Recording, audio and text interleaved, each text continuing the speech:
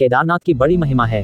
उत्तराखंड में बद्रीनाथ और केदारनाथ ये दो प्रधान तीर्थ हैं। दोनों के दर्शनों का बड़ा ही महात्म्य है। केदारनाथ के संबंध में लिखा है कि जो व्यक्ति केदारनाथ के दर्शन किए बिना बद्रीनाथ की यात्रा करता है उसकी यात्रा निष्फल जाती है। और केदारनाथ पद सहित नर नारायण मूर्ति के दर्शन का फल समस्त पापों के नाश पूर्वक जीवन मुक्ति की प्राप्ति बतलाया गया है। इस मंदिर की आयु के बारे में कोई ऐतिहासिक प्रमाण नहीं है, पर 1000 वर्षों से केदारनाथ एक महत्वपूर्ण तीर्थयात्रा रहा है। राहुल सांकृत्यायन के अनुसार ये 12-13वीं शताब्दी का है। ग्वालियर से मिली एक राजा भोज स्तुति के अनुसार उनका बनवाया हुआ है, जो 1076 से 99 काल के थे। एक मान्यतानुसार वर्तमान मंदिर 8वीं शताब्दी में आदि शंकराचार्य द्वारा बनवाया गया, जो पांडवों द्वारा द्वापर काल में बनाए गए पहले के मंदिर की बगल में है। मंदिर के बड़े धूसर रंग की सीढ़ियों पर पाली या ब्राह्मी लिपि में कुछ खुदा है, जिसे स्पष्ट जानना मुश्किल है। केदारनाथ जी के तीर्थ पुरोहित इस क्षेत्र के प्राचीन ब्राह्मण हैं। उनके पूर्वज ऋषि मुनि भगवान नर नारायण के समय से इस स्वयंभू ज्योतिर्लिंग की पूजा करते आ रहे हैं, जिनकी संख्या उस समय 360 थी।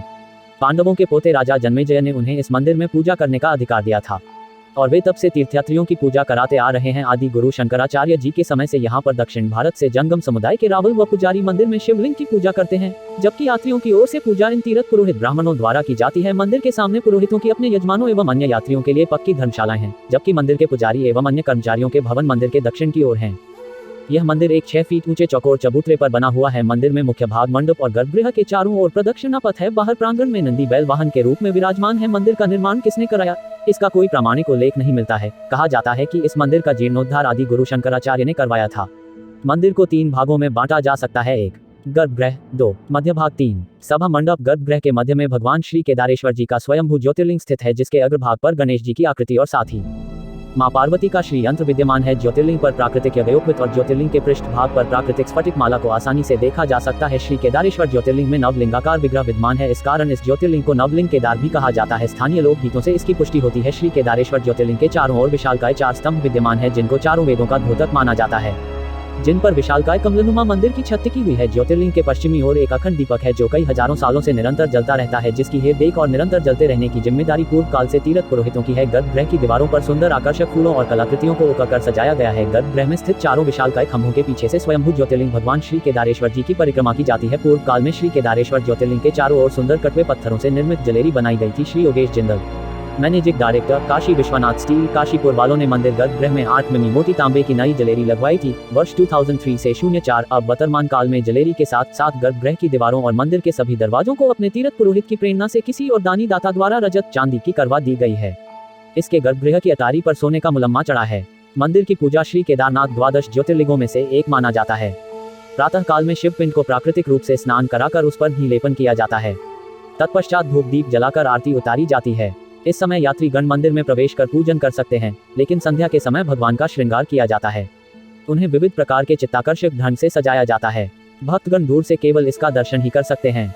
इस ज्योतिर्लिंग की स्थापना का इतिहास संक्षेप में यह है कि हिमालय के केदार श्रृंग पर भगवान विष्णु के अवतार महातपस्वी नर और नारायण ऋषि तपस्या करते थे। उनकी आराधना से प्रसन्न होकर भगवान शंकर प्रकट हुए और उनके प्रार्थनानुसार ज्योतिर्लिंग के रूप में सदा वास करने का वर प्रदान किया। यह स्थल केदारनाथ पर्वतराज हिमालय के केदार नामक श्रृंग पर अवस्थित है। पंचकेदार की कथा ऐसी मानी जाती है कि महाभारत के युद्ध में विजयी होने पर पांडव भ्रातृहत्या के पाप से मुक्ति पाना चाहते थे।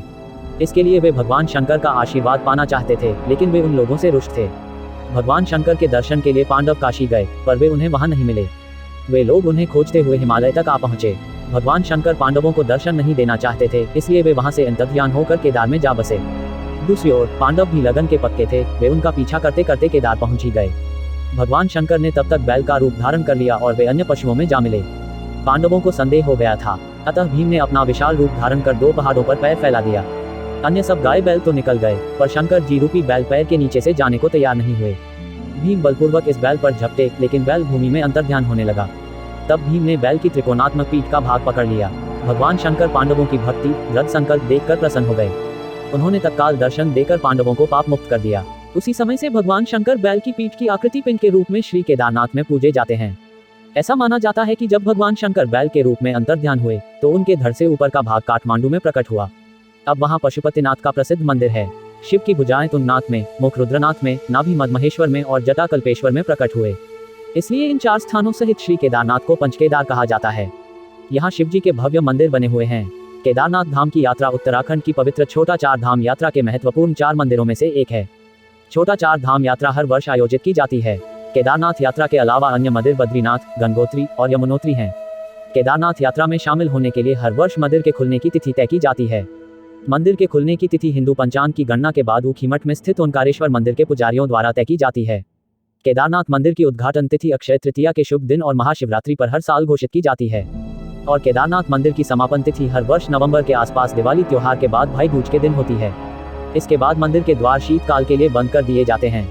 केदारनाथ जी का मंदिर आम दर्शनार्थियों के लिए प्रातः 6 बजे खुलता है। दोपहर 3 से 5 बजे तक विशेष पूजा होती है और उसके बाद विश्राम के लिए मंदिर बंद कर दिया जाता है। पुनः शाम 5 बजे जनता के दर्शन हेतु मंदिर खोला जाता है। 5 मुख वाली भगवान शिव की प्रतिमा का विधिवत श्रृंगार करके से 7 बजे से 8 बजे तक नियमित आरती होती है। रात्रि से 8 बजे केदारेश्वर ज्योतिर्लिंग का मंदिर बंद कर दिया जाता है। शीतकाल में केदार घाटी बर्फ से ढंक जाती है। यद्यपि केदारनाथ मंदिर के खोलने और बंद करने का मुहूर्त निकाला जाता है, किंतु यह सामान्यतः नवंबर माह की 15 तारीख से पूर्व वृश्चिक संक्रांति से 2 दिन पूर्व बंद हो जाता है और 6 माह बाद अर्थात वैशाखी 13 से 14 अप्रैल के बाद कपाट खुलता है। ऐसी स्थिति में केदारनाथ की पंचमुखी प्रतिमा को ऊखीमठ में लाया जाता है। इसी प्रतिमा की पूजा यहाँ भी रावल जी करते हैं। केदारनाथ में जनता शुल्क जमा कराकर रसीद प्राप्त करती है और उसके अनुसार ही वह मंदिर की पूजा आरती कराती है अथवा भोग प्रसाद ग्रहण करती है। पूजा का क्रम संपादित करें। भगवान की पूजाओं के क्रम में प्रातःकालिक पूजा, महाभिषेक पूजा, अभिषेक, लघु रुद्राभिषेक, षोडशोपचार पूजन, अष्टोपचार पूजन, संपूर्ण आरती, पांडव पूजा, गणेश पूजा, श्री भैरव पूजा, पार्वती जी की पूजा, शिव सहस्त्रनाम आदि प्रमुख हैं। मंदिर समिति द्वारा केदारनाथ मंदिर में पूजा कराने हेतु जनता से जो दक्षिणा शुल्क लिया जाता है, उसमें समिति समय समय पर परिवर्तन भी करती है। अगर आपको यह वीडियो पसंद आया तो हमारे चैनल मिस्ट्री एंड हिस्ट्री को सब्सक्राइब कीजिए।